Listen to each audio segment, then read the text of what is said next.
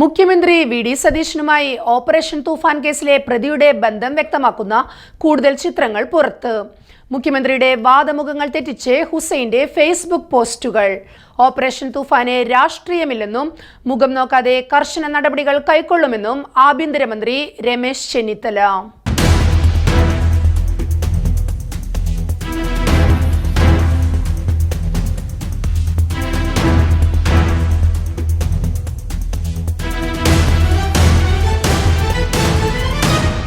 മയക്കുമരുന്ന് കേസിൽ അറസ്റ്റിലായ കെ.എച്ച്. മുഹമ്മദ് ഹുസൈനുമായി മുഖ്യമന്ത്രി വി.ഡി. സതീശനുള്ള ബന്ധം സംബന്ധിച്ച വിവാദങ്ങൾ കൂടുതൽ ശക്തമാവുകയാണ്. മയക്കുമരുന്ന് കേസിലെ പ്രതിയെ തനിക്ക് നേരത്തെ അറിയില്ലെന്നും നവകേരള യാത്രയിൽ ലാത്തിചാർജേറ്റ പ്രവർത്തകൻ എന്ന നിലയിലാണ് ആദ്യമായി പരിചയപ്പെട്ടതെന്നാണ് ഇത് സംബന്ധിച്ച് മുഖ്യമന്ത്രി നടത്തിയ പ്രതികരണം. എന്നാൽ പെരുമ്പാവൂരിൽ നവകേരള യാത്ര എത്തിയത് 2023 ഡിസംബർ 10-നായിരുന്നു. എന്നാൽ അതിനു മുമ്പ് തന്നെ വി.ഡി. സതീശനോടൊപ്പം കെ.എച്ച്. മുഹമ്മദ് ഹുസൈൻ നിൽക്കുന്ന വിവിധ ഫോട്ടോകൾ ഫേസ്ബുക്കിൽ ഹുസൈൻ പോസ്റ്റ് ചെയ്തിരുന്നു. നവകേരള യാത്രയ്ക്ക് മുമ്പ് തന്നെ വി.ഡി. സതീശനുമായി അടുത്ത ബന്ധമുണ്ടെന്നാണ് ഇത് തെളിയിക്കുന്നത്. കൂടാതെ പ്രതിപക്ഷ നേതാവായിരിക്കെ വി.ഡി. സതീശന്റെ സോഷ്യൽ മീഡിയ കൺവീനറാണ് താനെന്നായിരുന്നു ഹുസൈന്റെ വാദം.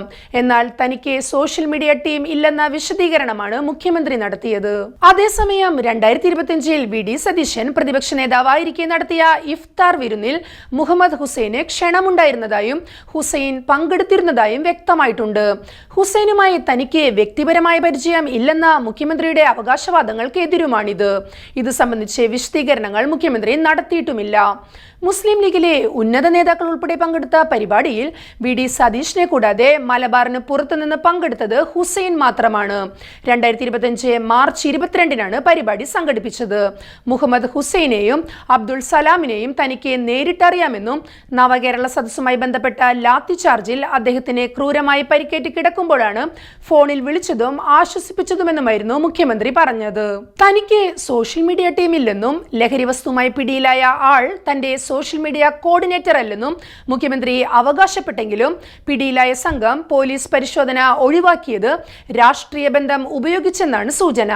കാസർഗോഡ് കണ്ണൂർ അതിർത്തിയായ കാലിക്കടവിൽ 140 ഗ്രാം MDMA-യുമായി പിടിയിലായ സംഘം വഴിയിലെ പോലീസ് പരിശോധനകൾ ഒഴിവാക്കിയത് രാഷ്ട്രീയ ബന്ധം ഉപയോഗിച്ചെന്നാണ് വിവരം. കണ്ണൂർ, കോഴിക്കോട്, മലപ്പുറം ജില്ലകളിലെ വിതരണത്തിനു ശേഷം കാസർകോട്ടെ ഏജന്റുമാർക്ക് MDMA എത്തിക്കാൻ പോകുമ്പോഴാണ് സംഘം കുടുങ്ങിയത്.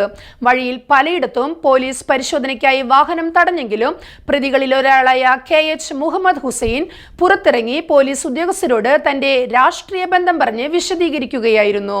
അതേസമയം ഓപ്പറേഷൻ തൂഫാന് രാഷ്ട്രീയമില്ലെന്നും പ്രതികൾക്കെതിരെ കർശന നിലപാടുമായി മുന്നോട്ടു പോകുമെന്നാണ് ആഭ്യന്തരമന്ത്രി രമേശ് ചെന്നിത്തല അറിയിച്ചത്.